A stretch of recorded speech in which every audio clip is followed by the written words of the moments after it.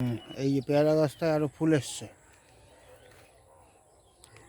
অনেক ফুল দেখা যাচ্ছে পেয়ারা গাছে। এই নিচে কতগুলো একসঙ্গে কতগুলো ফল, একেবারে 3-6টা, 6টা। এই যে একটা ফুল,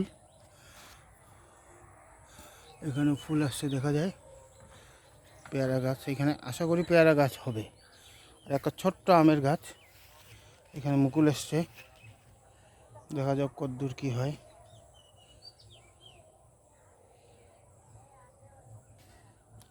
এর আগেও এসেছিল কিন্তু ঝরে গেছে। এখানে আরেকটা আমের গাছ আছে, মুকুল দেখা যাচ্ছে ছোট গাছেই।